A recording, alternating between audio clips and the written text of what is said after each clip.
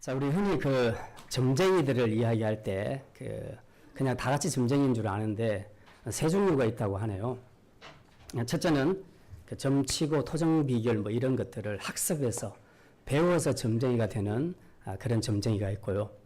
두 번째로는 자기 아버지가 점쟁이고 철학관을 운영하기 때문에 아들도 본의 아니게 그 가업을 이어받아서 그렇게 또 점쟁이가 되는 경우가 있고요.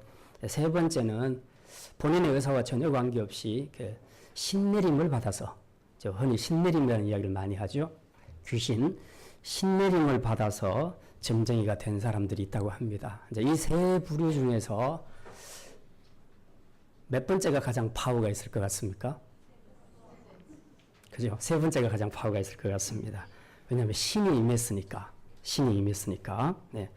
우리 신앙생활도 좀 비슷한 것 같습니다. 신앙생활에도 한 세 부류의 사람을 볼 수 있는데, 첫째는 성경 공부를 통해서 그 지식으로 신앙생활을 하는 사람들이 있습니다. 두 번째로는 그 모태신앙, 자기 의사와 전혀 관계없이 부모가 믿는 사람이라 믿는 가정에 태어나서 그렇게 계속 교회생활을 하다 보니까 본인 스스로도 나는 그리스도인이라고 생각하고 또 그렇게 신앙생활하는 사람들이 있습니다. 세 번째는 직접 성령을 받습니다. 첫 번째건 두 번째건 출발은 어쨌든지 관계없이 어느 순간에 직접 성령을 체험하고 주님을 만납니다. 자, 이 세 부류 중에서 누가 가장 파워 있는 신앙생활을 하겠습니까? 세 번째죠. 예. 앞이든 뒤든 역시 신을 받아야 됩니다. 어떤 신을 받느냐가 중요한데 성령, 하나님의 신을 받는 것이 중요합니다. 우리 샘물교회 성도들은 다 성령을 받고 가장 파워 있는 신앙생활 하시기를 주님의 이름으로 축원합니다. 자, 오늘 본문에 보면 이제 욥의 긴 고난의 여정이 끝납니다. 그리고 그 고난의 끝에서 이제 뭐가 결론이 있어야 되겠죠. 우리가 책을 읽었으면 뭐 해피엔딩인지 슬픈 이야기든지 무슨 결론이 있을 겁니다. 근데 오늘 이 고난의 끝에서 욥은 정말 중요한 결론을 갖게 됩니다. 그게 뭐냐 하면 바로 하나님을 만나는 겁니다. 하나님을 만나는 굉장히 중요한 내용이 나옵니다. 이제 우리가 지난주에 말씀을 1장, 2장에서 조금 생각을 했는데요. 욥의 신앙은 하나님이 인정하실 정도의 신앙이었다. 이제 우리가 배웠습니다. 자, 그런데 오늘 이 고난의 긴 여정, 여러분이 욥기서 1장부터 42장까지 쭉 읽어보셨으면 정말 긴데요. 이 긴 여정이 끝나고 난 다음에 욥이 전혀 뜻밖의 고백을 하나님 앞에 합니다. 그게 바로 오늘 5절, 6절에 기록이 되어 있습니다. 우리 5절과 6절 말씀, 욥이 고난의 여정 끝에 결론적으로 뭘 고백하는지 5절, 6절 같이 읽습니다. 내가 주께 대하여 이제는 누로 주를 배움나이다. 그러므로 내가 스스로 거두어 드리고 티끌과 제 가운데서 회개하나이다. 도대체 무슨 일이 있었길래 그렇게 믿음 좋은 욥이 하나님 앞에서 엎드려서 이렇게 큰 회개를 하고 있을까? 지금 바로 그 대목입니다. 오늘 여기 5절에 보니까 욥이 이렇게 고백합니다. 내가 주께 대하여 귀로 듣기만 하였사오나 이제는 눈으로 주를 배움나이다. 요약하면 이 말입니다. 지금까지는 내가 귀로 듣는 신앙이었는데 이제는 내가 눈으로 하나님을 보는 신앙이 되었습니다. 지금 그 신앙을 고백합니다. 그리고 더 중요한 것은 6절에 있는 말씀이죠. 내가 보는 신앙이 되니까 주님을 보고 대면하는 신앙이 되고 나니까 갑자기 내가 죄인인 것을 깨닫게 되었다는 겁니다. 그래서 6절에 내가 스스로 거두어 드리고 티끌과 제 가운데에서 회개하나이다. 자, 도대체 무슨 일이 있었길래 지금 이렇게 의로운 욥이 하나님 앞에 엎드려 이렇게 크게 회개를 하고 있는가? 오늘 우리가 그 말씀을 좀 생각하려고 합니다. 오늘 이 5절과 6절의 말씀은 제가 설교를 준비하면서 굉장히 제 가슴에 많이 와닿은 말씀입니다. 이걸 또 묵상하고 굉장히 많이 묵상을 해봤습니다. 이 묵상의 의미가 도대체 무엇일까? 전에는 귀로 들었는데 이제는 눈으로 본다는 것이 도대체 무슨 말일까? 제가 묵상을 많이 했습니다. 자, 그래서 오늘은 이 말씀을 통해서 눈으로 주님을 보는 신앙, 눈으로 주를 보는 신앙이라는 말씀의 제목으로 함께 생각을 하려고 합니다. 눈으로 주님을 보고 대면하는 신앙이 구체적으로 어떤 것인지, 그리고 주님과 대면하고 나면, 주님을 보고 나면 뭐가 달라지는지, 오늘 여러 가지를 생각할 수 있겠지만 두 가지 말씀 생각합니다. 첫째는 주님을 대면하면 주님의 전능함과 자신의 무지함을 깨닫게 됩니다. 한번 따라합시다. 주님의 전능함과 자신의 무지함을 깨닫게 됩니다. 주님의 전능함과 자신의 무지함을 깨닫게 됩니다. 네, 두 가지 말씀드렸습니다. 주님의 뭐요? 전능함, 자신의 무지함. 주님은 전능하시고 자신은 무지하다는 거. 이걸 주님을 만나면, 눈으로 주님을 보게 되면 깨닫게 된다는 겁니다. 그게 오늘 욥기에서 우리가 얻을 수 있는 첫 번째 교훈입니다. 자, 이제 욥이 고난에 처했을 때 세 친구들이 찾아와서 위로한답시고 여러 가지 긴 말들을 그렇게 욥에게 많이 했습니다. 이 말 정말 많이 했는데 이 말들이 사실은 욥에게 하나도 위로가 되지 못했습니다. 오히려 상처를 줬죠. 왜 상처를 줬냐? 이들이 긴 말을 했지만 요약해보면 이 이야기입니다. 인과응보다. 사람은 지은 대로 받는다. 행한 대로 벌 받는다. 근데 네가 지금 이런 고난을 받는 걸 보니까 너 틀림없이 무슨 죄가 있구나. 숨어있는 죄가 있든지 무슨 죄가 있든지 분명히 너 죄가 있다. 인과응보론으로 지금 욥을 공격을 합니다. 그랬더니 이제 욥이 너무 억울한 겁니다. 자기는 하나님 앞에 지은 죄가 없는데 지금 이런 고난을 받는 것도 힘든데 친구들이 와서 위로한다는 말이 너 죄 때문에 그런 거다. 잘 살펴봐라. 지금 계속 이렇게 지적을 하고 공격을 하고 있습니다. 그래서 너무 억울한 욥이 이제 그렇게 말하죠. 나는 죄가 없다. 나는 결코 죄 때문에 이 고난을 받는 것이 아니다. 그건 하나님이 아신다. 정말 나는 억울하다. 자, 이렇게 해서 욥과 세 친구들 사이에 1대3으로 나중에 엘리후까지 포함돼서 1대4로 지금 길고 지루한 논쟁이 벌어지기 시작합니다. 자, 이제 인과응보를 주장하는 이 친구들 앞에서 도저히 말을 해도 서로 자기 말만 하고 있는 거예요. 어쨌든 뭐라고 말하든지 간에 너는 죄가 있는 것이 틀림없다. 회개해라. 욥은 아니다. 나는 죄가 없다. 근데 왜 내가 고난을 받는지 나도 모르겠다. 이제 이렇게 계속 지루한 싸움을 하다가 마지막에 욥이 그 논쟁에서 이제 친구들에게 실망하고 지쳐버립니다. 그리고는 여기에는 답이 없다고 생각하고 이제 대화를 끊어버립니다. 끊고 하나님을 바라보기 시작합니다. 그래서 내 이 문제를 해결해 주실 수 있는 분은 하나님밖에 없다. 이제는 하나님 제발 좀 만나고 싶습니다. 하나님 좀 만나서 저 하고 싶은 이야기가 많으니까 하나님 좀 만나게 해 주십시오. 저를 좀 만나 주십시오. 지금 이렇게 하나님 앞에 기도합니다. 하나님을 만나면 욥이 하고 싶은 말들이 많았는데 그 중에 이 욥이 가장 묻고 싶었던 것은 왜 죄 없는 자가 고통을 받는가? 이게 이제 욥기서에서 나타나는 신학 주제 중에 하나죠. 신정론 혹은 신의론이라고 그렇게 말합니다. 신은 의로운데 왜 의로운 신이 이 땅에 의로운 사람들이 고통받도록 내버려 두냐? 우리도 살면서 그런 거 많이 고민하지 않습니까? 하나님이 살아가신다면 왜 저런 김정은이 같은 애들 빨리 죽여버리고 그리고 좀 착한 사람, 좋은 사람들 대통령을 세우고 하지 왜 저렇게 악한 사람들은 득세하고 그리고 착한 사람들 또 믿음으로 사는 사람들은 이렇게 고난을 받게 하시는가? 왜 고난을 받는데 입 다물고 가만히 계시는가? 이런 질문들을 우리가 많이 하지 않습니까? 이게 바로 신정론이란 건데요. 이제 이 주제에 대해서 욥이 몰입을 하기 시작합니다. 왜냐하면 그게 자기 문제거든요.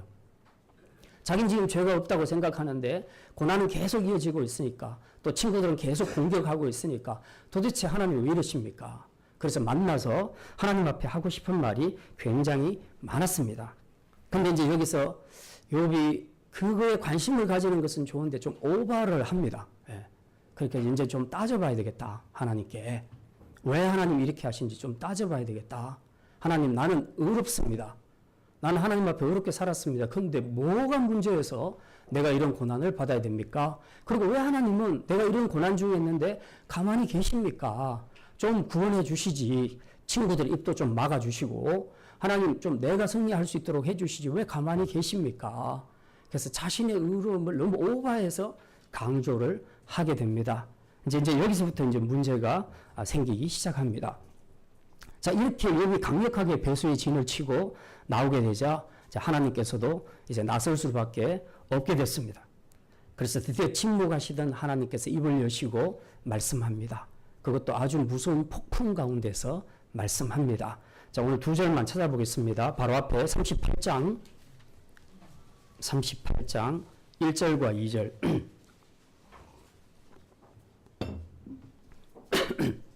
1절부터 3절까지 38장 1절부터 3절까지 같이 읽습니다. 그때에 여호와께서 폭풍 가운데에서 욥에게 말씀하여 이르시되 무지한 말로 생각을 어둡게 하는 자가 누구냐? 너는 대장부처럼 허리를 묶고 내가 내게 묻는 것을 대답할지니라. 예. 자, 욥은 지금 하나님 만나서 묻고 싶은 게 되게 많은 겁니다. 따지고 싶은 것이 많습니다. 그래서 하나님을 만나 뵙고 싶었는데 하나님이 만나 주시기는 만나 주세요. 오늘 여기 보니까 폭풍 속에서 하나님께서 말씀함으로 드디어 욥과 하나님과의 대면이 이루어지기 시작합니다. 근데 문제는 이제 욥은 할 말이 많은데 그것에 대해서 하나님이 답해 주기를 바랬는데 오늘 여기 본문에 보니까 3절에 보니까 하나님은 답 안 해주시고요. 내가 너한테 질문할 테니 네가 먼저 답해라. 그렇게 말씀합니다. 참 어이없는 그런 태도입니다. 자, 그러면서 하나님께서 이제 욥에게 굉장히 많은 질문을 퍼붓는데요. 제가 안 세봤습니다. 너무 많아서. 38장부터 41장까지 요 문제 읽으면서 몇 개를 물었는가 한번 세보십시오. 여러분들이. 제가 언론 페이지수로 계산해 보니까 한 100개는 넘을 것 같아요. 욥에게 던진 질문이. 여러분 시험 칠 때 100문제를 풀어본 적 있습니까? 없죠. 100문제가 시험 문제에 나오면 질려버리지 않습니까? 그죠? 예. 그것도 주관식으로. 자, 근데 오늘 하나님께서 욥에게 100개 이상의 질문을 퍼붓습니다. 네, 예를 들면 이런 내용이죠. 내가 땅에 기초를 놓을 때 넌 어디 있었냐? 새벽 별들이 노래할 때 넌 어디 있었냐? 바닷물이 무트로 나오지 못하라고 내가 모래사장으로 경계를 만들 때 넌 어디 있었냐? 넌 뭘 했냐? 네가 하늘의 궤도를 아느냐? 비가 어떻게 오는지 아니? 땅의 넓이를 네가 다 측량할 수 있겠니? 사자를 누가 먹이지? 산 염소가 새끼 치는 때를 네가 아냐? 그러니까 자연이 생성된 것에부터 시작해서 자연이 돌아가는 이치까지 예, 묻는 말에 전부 답하라고 하나님께서 말씀합니다. 이 많은 말씀들을 요약해보면 이겁니다. 네가 아는 게 뭐냐? 네가 할 수 있는 게 뭐냐? 이 두 가지를 묻습니다. 네가 아는 것이 뭐냐? 네가 할 수 있는 게 뭐냐? 그러니까 이 질문 앞에서 욥이 꿀먹은 벙어리가 되어버립니다. 막 하나님께 따지려고 막 그렇게 마음의 준비를 하고 있었는데 먼저 하나님이 질문하시면서 답하라고 하는데 이 100몇 가지 질문을 받고 보니 할 말이 없는 겁니다. 왜냐하면 질문에 대해서 아는 게 하나도 없어요. 그리고 할 수 있는 것도 아무것도 없어요. 대신에 이 질문 앞에서 욥이 깨달은 것은 자기가 얼마나 무지하고 무능한 자인가. 반면에 하나님은 얼마나 위대하시고 전능하신 분인가 하는 이 두 가지 사실을 깨닫게 됐다는 것입니다. 그래서 오늘 본문의 2절과 3절에서 욥은 이렇게 고백합니다. 자, 다시 42장으로 돌아갑니다. 2절과 3절 같이 읽습니다. 주께서는 못하실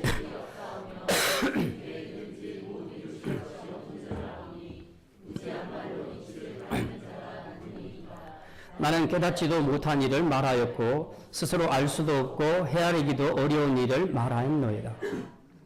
자, 욥이 하나님을 대면하면서 깨달은 것 중에 첫 번째가 바로 하나님의 전능하심이다. 하나님은 모든 것을 할 수 있다. 모든 것을 아시는 분이다. 하는 것을 확실하게 깨달았습니다. 지금 9월달이니까 한 달 반 전만 해도 우리 가뭄 때문에 굉장히 염려를 많이 했습니다. 그래서 밤 기도회 때도 비를 달라고 기도를 많이 했습니다. 당시 뉴스를 보니까 이게 논에 물이 다 빠지고요. 댐들도 물이 다 빠지고 강물도 다 물이 빠지고 말라버리고 그리고 더북이 등짝처럼 다 갈라져 있습니다. 고기들은 상당수 죽었습니다. 물이 없어서. 제가 이제 부흥천을 매일 운동하는데 다니면서 보니까 물이 거의 다 줄어가지고 물고기들이 그 바위 위에서 지금 다니고 있습니다.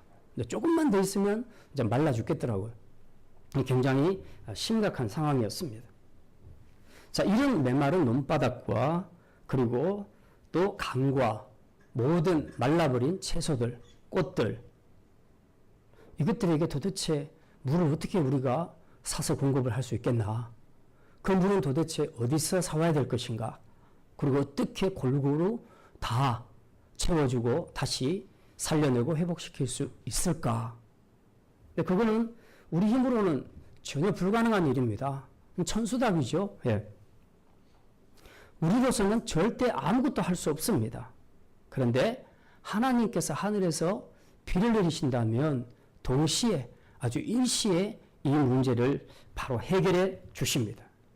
바람과 기압 차이를 이용해서 보니까 원래 이 중부지방에도 비가 안 오게 돼 있는데 이 구름을 하나님이 태풍을 통해서 끌고 옵니다. 그래서 기압 차이에 의해서 구름이 이쪽으로 이동하기 위해서 결국은 비가 내리도록 했죠. 생각보다 엄청난 양의 비가 중부지방에 내렸습니다. 그래서 완전히 해결되고 그 댐의 물도 지금 거의 다 확보가 된 걸로 그렇게 제가 알고 있습니다. 이건 아무리 뛰어난 과학자라도 할 수 없는 일입니다. 오직 하나님만이 하실 수 있는 일입니다. 하늘의 달과 별과 해를 제자리에 놓고 떨어지지 않도록 지구와 우주를 보존하실 수 있는 분도 오직 이 세상을 창조하신 하나님밖에 없음을 믿으시기를 바랍니다. 우리가 아무리 많은 것을 배우고 천재라 해도 과학자라 해도 이런 문제 앞에서는 전부 무능한 것입니다. 뭐 간밤에 허리케인이 예, 그게 허리케인이 이름이 어마예요. 플로리다 주로 지금 통과한다는데 결론이 어떻게 되는지 제가 못 봤어요, 뉴스를. 아주 60만 명이 전부 피난하고 있지 않습니까? 이게 자연의 힘 앞에서는 인간은 무능해요. 아무것도 할 수 없는 무능한 존재라는 것을 깨닫게 됩니다. 하나님이 그 방향을 틀어버리시면 그냥 60만 명 그냥 다시 살아나는 거예요. 그게 모를 일입니다. 우리는 어쨌든 자연 앞에서는 무능한 존재다 하는 것을 깨달을 수밖에 없다는 것입니다. 염소 새끼, 암사슴 새끼까지 각 동물마다 적절한 방법으로 먹이시는 분이 하나님이십니다. 이걸 세상에 누가 할 수 있겠습니까? 그런데도 아무것도 못하는 우리 인간들이 자기들이 배운 지식 하나를 가지고 많은 과학자들이, 철학자들이 하나님에 대해서 함부로 판단하고 함부로 운운하고 어떻다고 그렇게 말하고 있습니다. 이런 점에서는 욥도 뭐 정도의 차이는 있지만 이런 동일한 부분들이 나타납니다. 분명히 욥에게는 신실한 믿음은 있었지만 욥이 고난에 들어가니까 이 고난이 점점 길어지니까 드디어 하나님의 일하심에 대해서 의문을 갖기 시작합니다. 우리 믿는 성도들도 고난이 길어지면 이제 막 그때부터 의문이 생기기 시작하잖아요. 그래서 직접 하나님 만나서 이제 자기가 이해할 수 없는 부분에 대해서 한번 따지고 묻고 싶었습니다. 근데 막상 하나님을 만나고 나니 하나님이 내신 질문들을 들으면서 따지기는커녕 오히려 할 말을 잃었습니다. 스스로 입을 닫을 수밖에 없었다는 것입니다. 대신에 욥의 가슴과 머리에는 하나님의 전능하심과 자신의 죄인됨이라는 중요한 진리를 깨닫게 되었던 것입니다. 하나님을 대면하면서 욥이 깨닫게 된 두 번째 사실은 자신의 무지함입니다. 욥은 하나님이 던지신 수많은 질문들 앞에서 하나도 대답을 하지 못했습니다. 그동안 자신은 나름 신앙에 대해서 많이 안다고 생각하고 친구들과의 논쟁에서도 읽어보시면 알겠지만 정말 유식해요. 대단합니다. 저는 이 책을 읽으면서 너무너무 어려웠어요. 이렇게 고대 사람들이 뛰어났는가, 사고력이 뛰어난가 하는 것들을 깨닫습니다. 자, 욥의 신학적이고 철학적인 이 통찰력이 굉장히 뛰어나다는 것을 우리가 알 수 있습니다. 그래서 욥은 자신의 유식한 말로 자신의 의와 지혜를 자랑했습니다. 그걸 가지고 열심히 자기를 변호했단 말입니다. 그런데 막상 하나님을 눈으로 뵙고 나니 이런 것들은 다 사라지고 오늘 여기 보니까 그동안 자신이 깨닫지도 못한 일을 말했고 스스로 알 수도 없고 헤아리기도 어려운 일을 말했습니다. 라고 그렇게 고백하게 된 것입니다. 제가 한 10년 전인가요? 정확하게는 기억이 안 나는데 모 Y대학교 연합신학원에서 제가 상담학 과정을 했습니다. 제가 왜 Y라고 하냐 하면 제 설교가 유튜브로 올라가니까 조회수는 별로 되지도 않는데 그런데 이게 가끔씩 이상한 전화가 올 때가 있습니다. 설교를 잘 들었습니다. 이제 그렇게 얘기하는데 누구세요? 그럼 저 대구에 있는 사람들이 전화하고 이제 이런 경우들이 있습니다. 그래서 좀 이제 겁이 나요. 그래서 말 함부로 하면 안 되겠다. 이게 유튜브에 안 올라가면 괜찮은데 올라가면 좀 조심을 해야 될 것 같습니다. 그래서 Y대 연합신학원에서 제가 상담학 과정을 공부를 했는데 이제 이 상담학 강의를 할 때에 맨 먼저 예배를 먼저 드리게 됩니다. 그러니까 아무래도 이제 예배 설교는 그 학교 신학 교수님들이 설교를 하게 되지요. 궁금했습니다. 이 유명한 Y 신학과 교수들은 어떻게 설교를 할까? 그래서 이제 설교를 이제 매주마다 설교를 들었습니다. 정말 들어보니까 정말 지력이 뛰어나요. 사고력도 뛰어나고 그리고 학적인 깊이도 굉장히 있습니다. 그래서 제가 설교를 듣고 느낀 게 와, 정말 똑똑한 사람들이구나. 그런 생각을 했습니다. 그런데 제 마음속에 복음으로의 감동은 하나도 오지 않는 겁니다. 하나도 오지 않아요. 그냥 머릿속에 남는 것은 참 똑똑하구나. 학적이고 지식적인 용어는 제 머릿속에 남는데 근데 내 가슴에 남는 것은 아무것도 없더라. 정말 복음으로 감동을 주는 것은 전혀 없더라. 이게 뭐지? 이게 뭘까? 저렇게 똑똑한 사람이 성경도 많이 연구하고 공부해서 저렇게 뛰어난 설교를 하는데 왜 내 안에는 가슴에 감동이 없지? 이게 뭐지? 생각해 보니까 그거였어요. 그게 바로 지식적인 설교였다. 지식적인 설교였다. 지식적인 설교라는 게 이런 거구나 라는 것을 제가 처음으로 감을 잡았습니다. 오늘 욥기 42장 3절에서 욥은 이렇게 고백합니다. 무지한 말로 이치를 가리는 자가 누구니까? 나는 깨닫지도 못한 일을 말하였고 스스로 알 수도 없고 헤아리기도 어려운 일을 말하였나이다. 욥은 많이 알았고 그래서 많은 신학적인 말들로 자신을 변호했지만 결국 눈으로 주님을 뵙고 인격적으로 주님을 만나면서 자신이 얼마나 무지한 존재인가, 그동안 자신이 뭘 모르고 얼마나 많이 떠들었나 하는 그런 생각을 갖게 된 것입니다. 누구든지 하나님을 제대로 만나기만 하면 하나님 앞에서 자신이 얼마나 무지한 존재인가 하는 것을 깨닫게 되는 것입니다. 그런데도 하나님을 만나지 못하면 어쩔 수가 없습니다. 오늘날 많은 현대 공부 많이 한 과학자들, 철학자들, 심지어 자유주의 신학자들까지도 마찬가지입니다. 함부로 하나님이 욥에게 주신 질문들에 대해서 단 한 가지도 대답을 못하면서 단 하나도 할 수 없으면서 이 무지하고 무능한 현대 지식인들이 하나님에 대해, 교회에 대해 함부로 말하고 비판하는 것을 우리가 봅니다. 말 잘하는 것이 진리가 아닙니다. 진리는 진리이신 그분 앞에 겸손히 자신의 무지함을 인정하고 무릎 꿇는 것입니다. 이게 되려면 먼저 하나님을 만나야 된다. 하나님을 봐야 된다. 대면해야 된다는 것입니다. 이제 바라기는 이 말씀 앞에서 우리도 욥처럼 그동안 귀로만 들었던 또 글로만 깨달았던 우리의 신앙에서 한 걸음 더 나아가서 직접 주님을 만나고 우리의 눈으로 주님을 대면하고 그래서 이제 주님과의 만남 속에서 여러분의 신앙이 실제가 되고 여러분이 알고 있는 이 복음이 여러분의 삶에서 실제가 되어서 정말 생동력 있게 움직이는 살아있는 믿음으로 사는 성도들이 다 되시기를 주님의 이름으로 축원합니다. 자, 이제 두 번째 말씀입니다. 주님을 대변하면 어떤 일이 생기는가? 자신이 죄인임을 깨닫고 회개하게 됩니다. 한번 따라합시다. 자신이 죄인임을 깨닫고 회개하게 됩니다.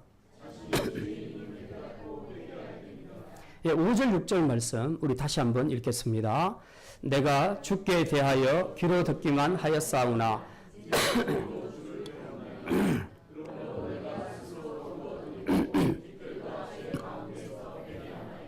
여기 보면 욥이 회개하는데요. 티끌과 제 가운데서 회개한다. 그렇게 표현하고 있습니다. 이 표현은 구약에서 자주 나오지요. 이건 주로 어떨 때 쓰는 표현이냐 하면 극심한 재앙을 당하거나 또 극한 슬픔에 달했을 때에 도대체 내가 뭘 잘못해서 이런가. 그래서 하나님 앞에 그 죄에 대해서 회개하는 자세로 앉을 때에 그냥 편안한 방석에 앉아서 회개하는 것이 아니라 티끌과 재 가운데서 맨바닥에서 앉아서 한다 이 말입니다. 자, 이게 바로 이제 회개의 표시인데 지금 욥이 티끌과 재 가운데서 좀 극단적인 회개를 하고 있다는 겁니다. 그럼 뭐 때문에 욥은 이런 태도를 취하는 것일까? 욥의 문제는 무엇일까 하는 겁니다. 자, 욥은 정말 믿음도 좋고 또 우리가 지난주에 생각했던 것처럼 가족들이 혹시라도 좋은 일이라도 죄를 지었을까 봐 자녀들의 명수대로 다 번제를 올려드렸던 참 훌륭한 예배자였습니다. 그리고 행위로도 참 훌륭한 사람이었습니다. 무엇보다도 그는 자기 가족들과 그리고 모든 재산들을 다 잃어버렸을 때에도 하나님을 원망하지 않았습니다. 우리 몸이 모태에서 알몸으로 나왔으니 또한 알몸으로 그리로 돌아갈지라. 주시니도 여호와시요 거두시니도 여호와시니 여호와 이름이 찬송받을지어다. 하나님을 원망하지 않고 하나님의 주권을 그대로 받아들인 훌륭한 믿음의 사람이었습니다. 자, 이 정도로 훌륭한 사람, 그래서 하나님이 인정하시는 믿음의 사람이라고 지난주에 말씀드렸는데, 근데 이 사람이 뭐 때문에 지금 티끌과 재 가운데서 회개하냐 하는 거죠. 이 사람의 죄가 도대체 뭐냐 하는 겁니다. 사실 욥은 한 번도 하나님의 절대 주권을 부인한 적은 없었습니다. 세 친구들이 말하기를 네가 받는 것은 죄 때문, 네가 고난 받는 것은 네 죄 때문이다. 그렇게 말하면서 인과응보의 원리로 공격을 할 때에 욥은 자신이 죄 없이 고통당하고 있기에 그 말은 안 맞는 말이라고 강하게 맞섰습니다. 근데 이 토론이 길어지면서 이 고난이 길어지면서 욥이 자신의 마음에 너무 억울한 생각이 들었던 것입니다. 그래서 그때부터 자기 안에 하나님의 신정론, 하나님이 의롭다면 왜 의로운 자가 이 땅에서 고난을 받는가에 대한 신정론에 대한 회의가 일어나기 시작했습니다. 자기는 의로운데 왜 하나님이 지금도 침묵하시고 아무 일도 하지 않으시냐. 뿐만 아니라 그는 내가 고난을 겪은 만큼 나는 지은 죄가 없다 라고 그렇게 말하면서 결론적으로 하나님 앞에 자신은 의롭다 하는 것을 강조했습니다. 이제 우리가 일반적으로 욥은 의인이다. 의인이다 그렇게 말하니까 아, 이 사람은 죄가 전혀 없구나 그렇게 생각하기 쉬운데 그런 뜻이 아닙니다. 물론 욥은 분명히 믿음이 좋은 사람임에 틀림없습니다. 하지만 고난이 이어지고 세 친구들과의 피곤한 논쟁이 진행되는 동안 이제 욥 안에서 내재되어 있던 숨어있던 죄들이 수면 위로 떠오르기 시작한 것입니다. 하나님이 그렇게 하신 거죠. 욥의 실상을 보여주기 위해서. 그 죄들이 뭔가 여러 가지가 있겠지만 요약하면 한 가지입니다. 욥의 교만입니다. 욥은 지금 자기는 의로운데 왜 고통을 받아야 되냐고 하나님 앞에 그렇게 하나님의 공의의 회의를 표명했습니다. 근데 그 말 속에는 나는 고난받을 만큼의 죄는 없다는 것이고 결론은 나는 의로운 사람입니다 하는 것을 하나님 앞에 지금 감히 선포하고 있는 것입니다. 물론 상대적으로 다른 사람보다 욥이 의롭게 산 것은 사실이지만 어떻게 인간이 하나님 앞에서 자신이 의롭다고 말할 수 있는가? 이거는 용납할 수 없는 일이라는 거죠. 이게 욥의 가장 큰 오류고 가장 큰 죄였습니다. 우리 인간은 근본적으로 그리고 존재론적으로 우리는 죄인입니다. 에베소서 2장 3절에 보면 우리는 본질상 진노의 자녀라. 본질상. 그러니까 어떻게 후천적으로 된 것이 아니고 태어날 때부터 선천적으로 내가 어찌할 수 없는 상태로 죄의 나무에서 죄의 열매를 맺는 그런 존재로 우리가 출생했다는 겁니다. 그러니까 본질이 우리는 죄인이다. 그런데 욥은 이 중요한 진리를 망각하고 있었습니다. 그래서 자기는 의롭기 때문에 이 고난을 받을 이유가 없다고 말한 것입니다. 그런데 사람이 의로우면 얼마나 의롭겠습니까? 물론 욥처럼 행위로 어느 정도 의로울 수는 있겠죠. 그러나 하나님은 사람의 행위도 보시지만 사람의 속마음을 보시는 하나님이십니다. 우리가 아무리 그럴듯하게 포장하고 살아도 우리 마음 깊은 곳에 무슨 죄가 내재되어 있는지는 하나님이 잘 아십니다. 그래서 하나님은 그걸 보시는 겁니다. 근데 이걸 덮고 삽니다. 덮고 교양으로 그리고 예절로 예의로 갖추고 살기 때문에 사람들이 볼 때는 굉장히 훌륭한 사람, 교회에서 볼 때는 아주 믿음 있는 사람처럼 보이는데 하나님이 그 내면을 보시기 때문에 그가 그렇지 않다는 것입니다. 그래서 하나님께서는 이제 흔들어 버리십니다. 혹시 이제 구정물 있죠, 구정물. 하수도 물을 컵에 떠와서 가만히 놔두면 몇 시간만 지나면 물이 맑아집니다. 그리고 모든 더러운 것들은 다 밑으로 가라앉죠. 물이 막 씁니다. 그런데 요거 흔들어 버리면 다시 구정물이 됩니다. 이 물의 실체는 바로 그런 겁니다. 우리 인간의 실체는 그런 거라는 거죠. 겉으로 예의로 교양으로 다 포장하고 많은 사람들에게 인정받는 삶을 살았지만 그러나 그 내면에 깊숙이 들어가 보면 내재해 있는 숨어 있는 죄들이 사람마다 있다는 것입니다. 욥에게도 그게 있었다는 겁니다. 그게 뭐였냐? 바로 자신의 의로움을 과장하는 교만이었다. 자기가 의롭다고 하나님 앞에서조차도 의롭다고 말하는 이 욥의 교만, 이걸 숨어있는 죄를 하나님이 수면으로 끌어올리시는 거예요. 그래서 결국은 이제 하나님 앞에 걸리게 된 겁니다. 하나님은 다 하나님의 레이더 망으로 다 보고 계십니다. 인간이 아무리 피하고 덮고 해도 하나님의 레이더 망은 절대로 피할 수가 없습니다. 이 문제에 있어서는 욥도 예외가 아니었습니다. 행위에 있어서 상대적으로 남보다 의롭기는 했지만 그러나 욥은 스스로 자기가 의롭다고 말하면 안 되는 죄인이라는 것을 잊어버렸던 것입니다.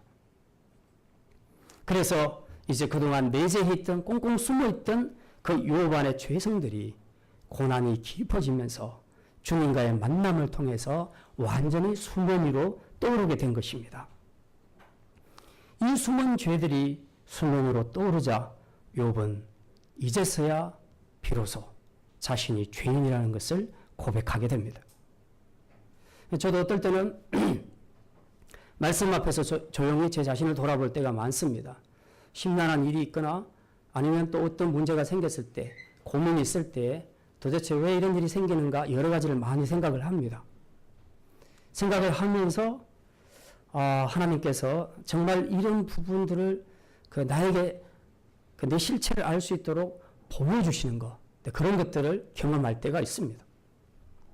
나는 듣고 살았고 나는 아무 문제가 없다고 생각을 했는데 하나님께서 내재되어 있던 죄를 수면으로 끌어올리셔서 내 본성처럼 자리 잡고 있는 그러나 사실은 드러나지 않고 있는 죄들을 드러내실 때가 많이 있습니다.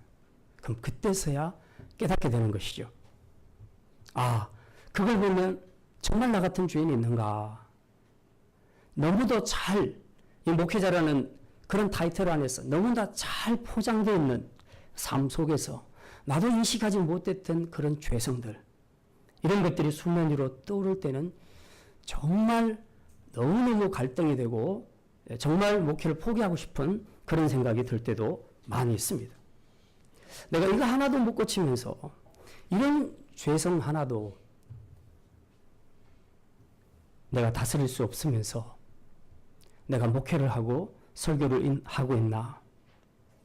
오늘도 나를 변화시키지 못하는 이 복음을 가지고 내가 너무 많은 말을 하면서 가르치고 있는 것은 아닌가? 그런 생각을 할 때가 많이 있습니다. 제 내면을 성령께서 적나라하게 보여주실 때는 욥처럼 회개하지 않을 수가 없습니다. 그래서 6절에 욥은 이렇게 고백합니다. 우리 다시 한번 6절 읽겠습니다. 그러므로 내가 스스로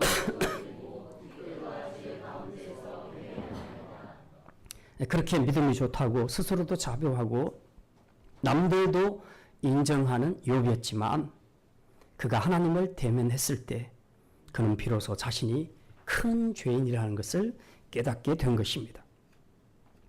우리도 마찬가지입니다. 누구든지 십자가 앞에서 내 죄를 대신해 죽으신 그 주님을 진정으로 대면할 때까지는 자신이 죄인인 줄을 잘 모른다는 겁니다. 그러나 제대로 십자가 앞에 서고 주님을 대면하게 되면 자신이 얼마나 큰 죄인인가 하는 것을 깨닫게 됩니다. 왜냐하면 그때는 내가 십자가 앞에 설 때는 성령께서 우리 안에 내재된 모든 죄와 죄성들을 수면 위로 끌어올리셔서 적나라하게 나의 죄들을 보여주시기 때문에 그렇습니다.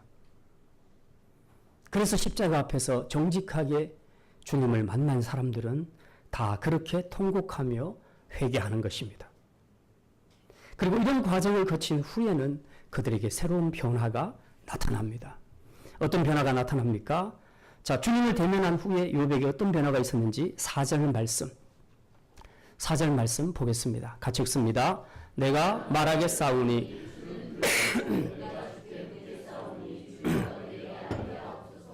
이 말 얼른 보면요, 이전에 했던 말과 똑같은 것 같아요. 주님, 나 할 말 많아요. 내 말 듣고 주님 제발 좀 대답 좀 해주세요.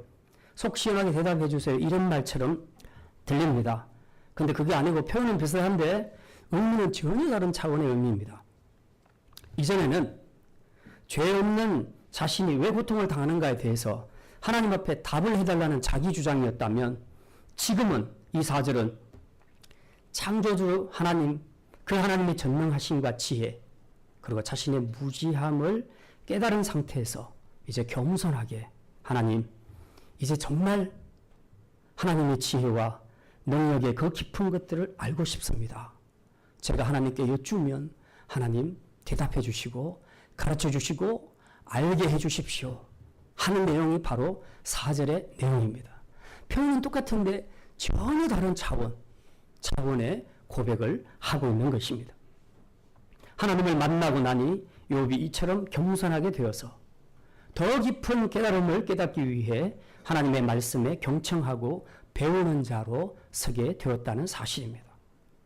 결국 주님을 대면하고 만나면 이런 변화가 일어나게 된다는 것입니다. 오늘 저와 여러분이 주님을 만남으로써 먼저는 우리가 하나님 앞에 얼마나 큰 죄인인가를 다시 한번 깨닫고 이제는 이 진리 앞에서 겸손하게 무릎 꿇고 하나님의 진리의 말씀을 경청하고 배워서 더 성숙해가는, 더 변화되어가는 그런 성도들이 되시기를 주님의 이름으로 축원합니다. 이제 말씀을 마칩니다. 그동안 우리는 욥처럼 귀로 듣는 신앙생활을 해왔습니다. 물론 이것 자체가 잘못된 것은 아닙니다. 이거는 오히려 꼭 필요한 것입니다. 믿음은 들음에서 난다 했으니 말씀을 듣는 일과 배우는 일은 주님이 오시는 그날까지 계속되어야 합니다. 다만 주님과의 인격적인 만남, 성령의 체험이 없이 그저 이 신앙생활의 수준에만 계속 머무르게 되면 혹 우리에게 문제가 생기거나 고난이 올 때 이겨내기가 힘들다는 사실입니다. 고난을 이겨낼 수 있는 힘은 주님과의 인격적인 만남에 있고 성령을 체험함에 있음을 믿으시기를 바랍니다. 자, 그러면 궁금합니다. 목사님, 그러면 우리가 어떻게 주님을 인격적으로 만나고 어떻게 성령을 체험할 수 있겠습니까? 나도 욥처럼 그러고 싶습니다. 이제 우리가 그런 생각을 할 수가 있습니다. 물론 주님을 인격적으로 만나고 성령을 체험하는 일은 하나님이 주권적으로 역사하는 영역이기 때문에 우리가 어떻게 할 수는 없습니다. 다만 그 길로 나아갈 수 있는 방법은 있습니다. 먼저는 주님을 만나고 성령을 체험한 사람, 그 사람들과의 교제를 통해서 우리가 도움을 받을 수 있습니다. 함께 말씀을 나누고 함께 기도하고 또 그런 분들의 설교도 듣고 그렇게 함으로써 도전을 받을 때 바로 그때 성령께서 역사하십니다. 어쨌든 하나님을 만났고 성령을 체험한 사람들을 하나님께서 당신의 종으로 쓰시기 때문에 분명히 그런 사람들과 함께 접촉할 때는 그런 성령의 역사를 간접적으로 우리가 느낄 수가 있습니다. 그럴 때 그것이 도전이 돼서 나도 그렇게 할 수 있겠다, 하고 싶다 하는 생각이 들 수 있게 되는 것이죠. 자, 그 다음에 우리가 스스로 해야 할 일이 있습니다. 그것은 먼저 하나님 앞에 나와서 욥처럼 내가 이 말 저 말 좀 해보고 하나님께 좀 따져보리라, 이런 마음으로 기도하러 나오지 마시고요. 할 말이 많겠지만 일단 입을 닫고 기도의 자리에서 모든 것 다 내려놓고 성령의 도우심을 구하는 마음으로 이제 우리의 시선과 우리의 마음을 주께로 향해야 합니다. 주께로 우리의 시선을 향하되 흔들림이 없어야 됩니다. 이쪽 봤다 저쪽 봤다 계속 그러면서 주님을 보라는 뜻이 아닙니다. 고정시키라는 얘기입니다. 주님이 아닌 다른 사람, 물질, 혹은 어떤 상황, 이런 것들이 우리가 시선을 빼앗기게 되면 절대로 내 문제를 풀 수가 없습니다. 그리고 성령의 역사를 체험할 수가 없습니다. 오직 그분께 시선을 두고 그분께 마음을 고정시키는 것이 우리가 할 수 있는 일입니다. 그런데 이건 우리가 실제로 할 수 있고 하나님은 우리가 그렇게 하기를 원하십니다. 하나님은 우리의 결단을 보고 싶어 하십니다. 그래서 이 결단을 하는 사람에게 성령님이 함께 하셔서 욥의 내면의 변화를 일으키셨던 것처럼 오늘 우리의 마음에 우리의 죄인됨과 무지함을 깨닫게 하시고 우리 영의 갈급함과 감동을 반드시 주실 것입니다. 그래서 이제 그 과정을 통해서 나의 내면이 변화되게 되면 그 다음에 상황이 변하게 됩니다. 그리고 문제가 해결되는 역사가 나타납니다. 오늘 욥기 42장 10절부터 보면요, 이제 그런 내용들이 나옵니다. 우리 10절만 같이 한번 읽겠습니다. 42장 10절. 욥이 기도할 때 여호와께서 욥의 공경을 돌이키시고 여호와께서 욥에게 이전 모든 소유보다 갑절이나 주신지라. 예. 그 구체적인 내용이 12절에 나와요. 여호와께서 욥의 말년에 욥에게 처음보다 더 복을 주시니 그가 양 14,000과 낙타 6,000과 소 1,000개리와 암낙이 1,000을 두었고, 이 숫자 잘 보시면요, 1장에서 나오는 내용에 곱하기 2인 것을 확실하게 알 수 있습니다. 1장에는 정확하게 절반이 있었어요. 그런데 여기에는 두 배의 숫자가 나와 있습니다. 그리고 잃어버렸던 아들, 딸 숫자만큼 다시 하나님께서 채워주셨습니다. 그러므로 우리가 가장 먼저 해야 할 일은 우리의 시선을, 우리의 마음을 주께 드리는 것입니다. 그게 될 때에 그때부터 주님이 일하실 줄 믿으시기를 바랍니다. 이제 우리의 마음을, 우리의 시선을 딴 데 두면서 주님이 내 안에서 일하시고 내 고민도 풀어주시고 이 고난에서 건져주시고 그렇게 바라서는 안 되는 겁니다. 주님께 집중하셔야 됩니다. 시선을 그분에게 고정시켜야 됩니다.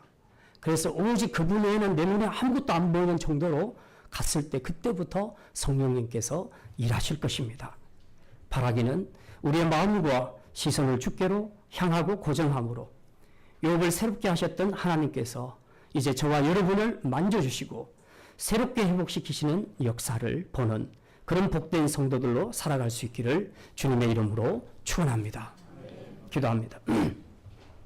주님, 우리가 욥처럼 지금까지 귀로 듣는 신앙으로 살아서 고난에 직면할 때마다 우리의 연약함이 드러나는 미성숙한 모습으로 살아왔음을 주님 앞에 고백합니다. 이제 귀로 듣는 신앙에서 더 나아가 눈으로 주님을 뵙고 주님과 인격적인 만남을 체험함으로 이전보다 더 성숙하고 깊은 신앙의 소유자로 우리의 믿음이 실제가 되고 내가 아는 복음이 내 삶의 실제가 되는 살아 생동하는 신앙인으로 살게 하여 주시옵소서. 이것을 위해 먼저 세상과 사람과 상황을 향하던 우리의 시선과 마음을 주께로 고정함으로 우리를 먼저 변화시켜 주시는 주님의 일하심을 경험하는 복된 성도들 되게 하여 주시옵소서. 감사드리며 이 모든 말씀 우리 주 예수 그리스도의 이름으로 기도드립니다.